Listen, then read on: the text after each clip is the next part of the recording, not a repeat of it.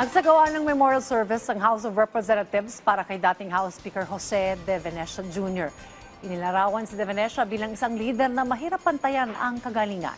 Ang detalye mula kay Vel Custodio.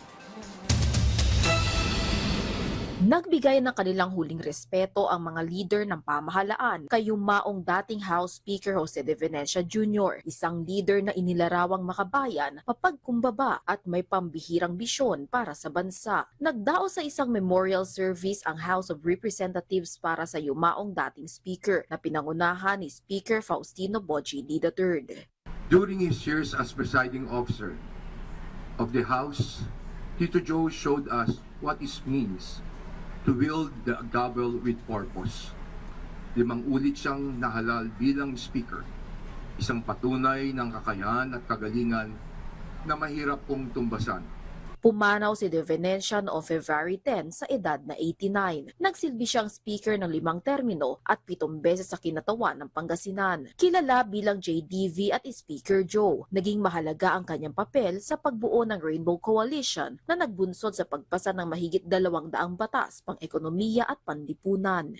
Malinaw po na ang sukatan ng kanyang pamumuno ay kung paano niya pinangangalagaan ang kanyang tungkulin sa ating bayan. Para sa akin, mataas ang pamantayan niya sa kanyang itinakda.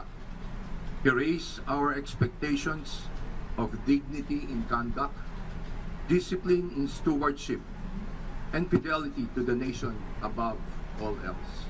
Kabilang sa kanyang mga ambag ang mahalagang batas gaya ng Build, Operate, Transfer Law, Bases Conversion and Development Act of 1992, New Central Bank Act, at Philippine Economic Zone Act. Naging aktibo rin siya sa pagsusulong ng kapayapaan at pagpapalakas sa ugnayang pandaigdig. Sinimula ng programa sa pag-awit ng Ako Ay Pilipino na pinangunahan ng AFP Band. Kabilang sa mga dumalo ang mga dating House Speaker na sina former President Gloria Macapagal Arroyo, later Representative Martin Romualdez at Feliciano Sonny Belmonte. Nagbigay ng emosyonal na tulumpati ang asawa at anak ng pumanaw na House Speaker.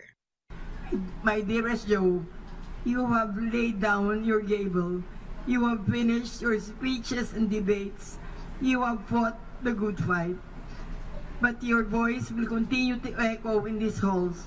Your dream of peace will continue to challenge us, and your love will remain the quiet force that carries me forward.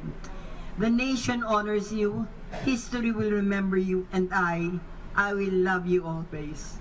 From whence he started as the proud fisherman's son of Pangasinan, may he once again set off to sea, knowing full well that at the end of a turbulent storm, there is a rainbow, and fluttering amidst its bright, colorful hues, a butterfly.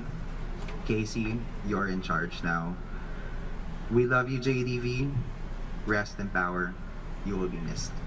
Nagbigay rin ng eulohiya ang ilang mga senador na dumalo sa pag-alala sa dating House Speaker. Tinawag ni Senador Mig Zubiri si De Venecia bilang isang political visionary na nagawang pag-isahin ng iba't ibang leader sa ilalim ng iisang adhikain. Hindi umano ito namuno gamit ang kamay na bakal, kundi sa pamamagitan ng pakikinig at pakikipagkapwa. Personal din ang pagbabahagi ni Senadora Loren Legarda na inilarawan si Manong Joe bilang mentor at kaibigan. Aniya, malaki ang naging papel nito sa kanyang pagpasok sa politika at paghubog sa kanyang landas bilang lingkod bayan. Ililibing sa libingan ng mga bayani si De Venecia sa Miyerkules. Vel Custodio para sa Pambansang TV sa Bagong Pilipinas.